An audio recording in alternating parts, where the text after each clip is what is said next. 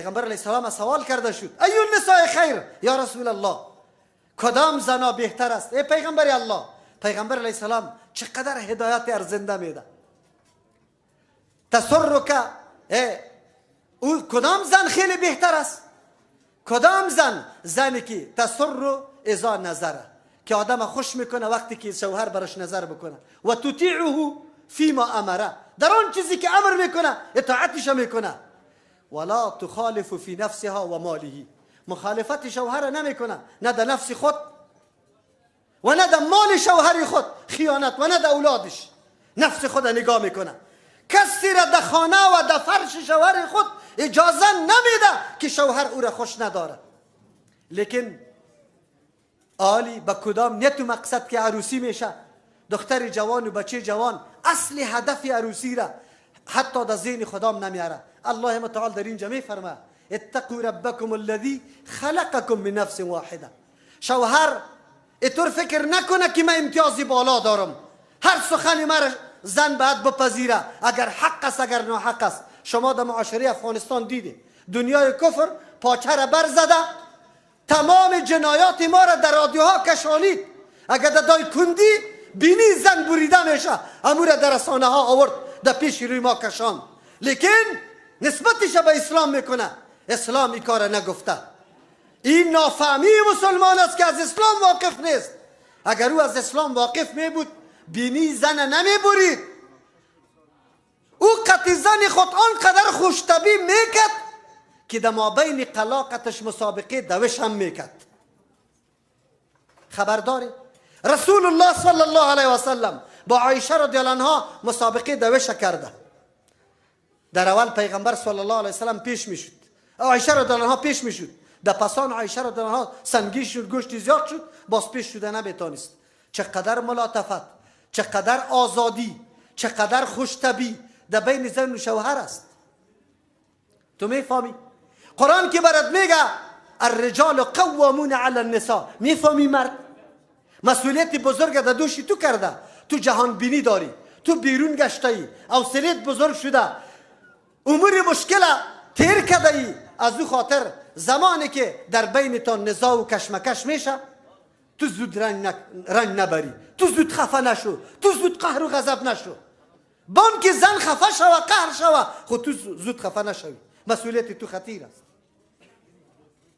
ببین زن وفادار بزرگترین چیزی که زندگی را رونق میبخشه، زیبایی میبخشه، اعتماد کامل اردو طرفین است، وفاداری اردو طرفین است. الله اکبر. میدانه دختر جوان و بچه جوانی ما میدانه بچه باید اینطور نکنه که زن دلت زیر لط و کوب بگیره.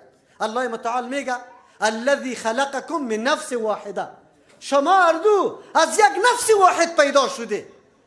یک کسی ایج نمیگه که سرم و دستم با هم فرقی داره، ما دست قطع میکنم سرم میگذارم چرا که دست ارزش نداره. نه، دست ارزش داره، از وجودیت است. بلکه دماغی تو وقتی کار میکنه که تو طعام خوب بخوری، اعصاب دارام باشه، انرژی و قوت پیدا بکنی و این توسط دست آماده میکنی. یک عضو بدن انسان بیکار و مهمل نیست، هر کدامش برای خود حیثیت داره. زن عضو بدن توست. کی گفته؟ الله متعال برات گفت الذی خلقکم من نفس واحده، که شما را از یک نفس واحد پیدا کرده. و خلق منها زوجها، از وجود تو الله همسر تو را پیدا کرده. در یک آیت دیگه الله متعال میگه لیسکن الیها، الله از وجود آدم علیه السلام پیدا کرد حوا را به خاطر که اطمینان و آرامش بگیره به حوا علیه السلام. آیتی که من پیشتر خواندم الله میفرمه و من آیاته، از جمله نشانه های قدرت عظیم الله است ان خلق لکم من انفسکم، که پیدا کرد برای شما از نفسای خودتان. زن از وجود خود مرد پیدا شده، حوا از وجود آدم علیه السلام پیدا شده. هیچ وقت عضو وجود خود کسی توهین نمیکنه، تحقیر نمیکنه، او را نعوذ بالله سبک نمیشماره، قدر میده. از امو خاطر است زن کرامت داره، زن حیثیت داره. بله تفاوت‌های الله متعال در وجود زن و مرد گذاشته، که یکیش مستعد و آماده برای یک نوع وظیفه ساخته و دیگر برای وظیفه نوع دیگه وظیفه. مرد الله توانمند، حوصله‌مند، قوت قوی برش داده تا کارهای بیرون انجام بده، نان و نفقه را پیدا بکنه. اما الله برای زنها عطوفت و رحمدلی، شفقت و مهربانی داده، حوصله خانه را برش داده که طفل خود خوب مراقبت بکنه، بی حوصله نشوه. مرد یک روز طفل در پیش مرد بمانه تا بگاره 10 دفعه طفل خود یک دفعه خو میزنه در زمین، چپیراکاری میکنه شب. اما زن شو از خواب میخیزه، به صدها مرتبه مادر خود بیدار میکنه، بازم در بغل حنون و عطوف و مهربان خود میگره. کورشم بچگکم طفلکم گفته رایسته. مرد امی حوصله را نداره. الله متعال اوصاف متمایزه به 2 جناح داد تا که زندگی تعمیر شود، زندگی پیش بره. تفاوتی که آمده به خاطر پیشرفت زندگی است، نه برای سبک شمردن زن و سردار و مهتر ساختن مرد که مرد هرچی از دستش میشه بکنه. امروز شما افغانستان شاهدش هستی، سری زنا مردا چه کارهایی میکنن، چقدر وار حقیر میشماره. در پشتوی ما یک متل میکنه، میگه خزه یاد گرده یاد کرده، یاد خانه باشه ولو که هر قدر نیازمندی داشته باشه نبرایه از خانه، دین خود فرا نگیره، نفهمه، نماز خود یاد نگیره و یا میگه در گور باشه. اسلام زنا را موقع داده بود، عیدا تیر شد رسول الله امر کرده بود. ام عطیه رضی الله عنها میفرما که ما را پیغمبر امر کرد که در عیدا برایم حتی دخترای جوانی که در داخل خانه پرده میکنه اما در عید در دعای مسلمان ها شریک شود. چرا زنا ببینه منظر عجیب و خوشبختی مسلمان ها را، تعلیم برشان حاصل شود، بفهمه عبادت چی رقم میشه، کیفیت چه قسم است. امروز ما از اسلام معلوماتی نداریم. مردم وقتی که گپ میزنه تعجب میکنه مردم. زنا در نماز رفته بود، آیا در 5 وقت جماعت مسجد زنا حضور نداشتن؟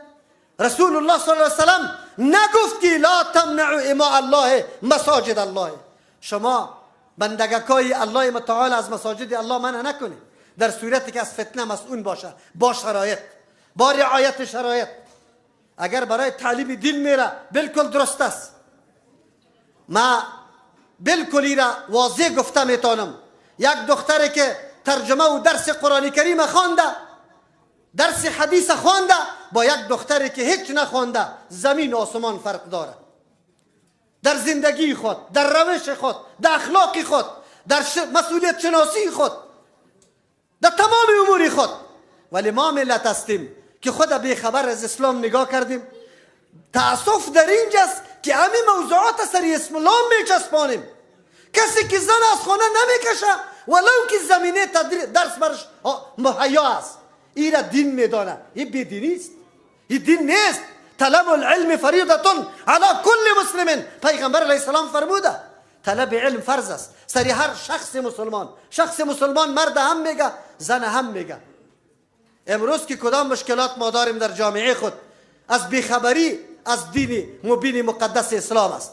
الله متعال دمی خطبه امی زوجه این هدایت داد که از نفس تو سیاست پیدا شده توهین و تحقیر نکنی.